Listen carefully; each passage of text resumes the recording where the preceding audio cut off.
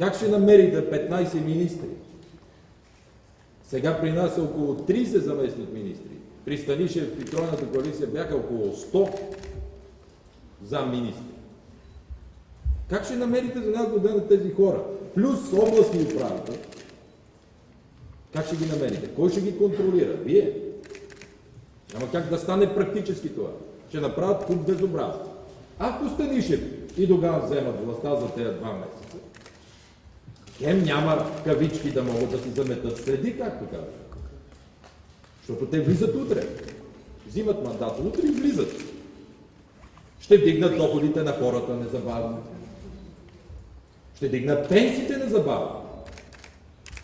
Станишев ще отиде в Брюксел да наложи ветото на Европейския съвет и въпреки, че и днес немския посланник казва, че България е с най-много нетно, най-много пари от всички държави,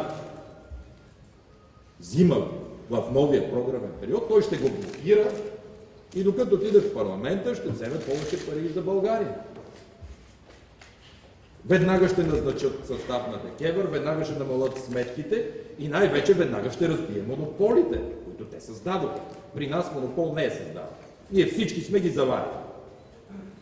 Нашата вина, че не сме ги смачкали, правили сме опити.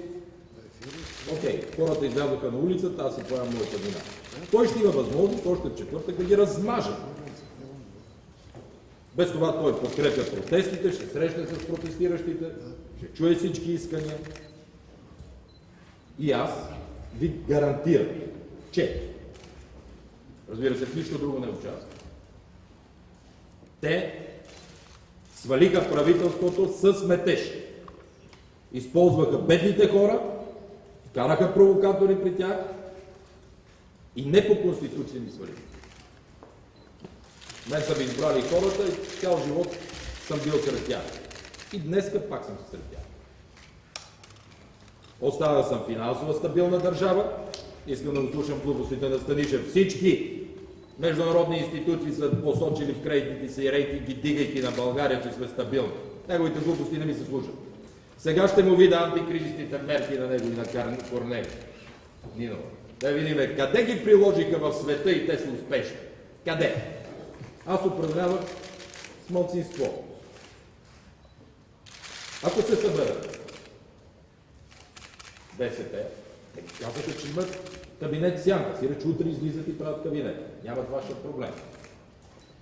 Освен това, вие ако си правите съветниците за министри, кой ще работи президент? Ще оголите тази институция. А на нас ни е нужно да има една институция държавна, като президентството, хората да могат да идват и да се оплакват, ако имат проблеми. И за радост имаме патриарх от вчера, църква, в която да се помогне. Изпълнителна власт е сложно нещо. Така че Станишев има си кабинета, има си мандатоносителя ДПС, ако той не иска, те да го вземат. Самият господин Костов многократно каза да остане в парламент и да работи като програмно правителство. Плюс Атака, която е за точно такава политика, която господин Станишев прокламира, им стават 101 депутати по моите сметки. Аз им гарантирам всеки ден да има по 20 депутати от ГЕРБ в парламента. И парламента да работи до когато вие се договорите с тях. Седмица, 2 месец, до изборите, когато искат. Аз им гарантирам 20 души отгоре.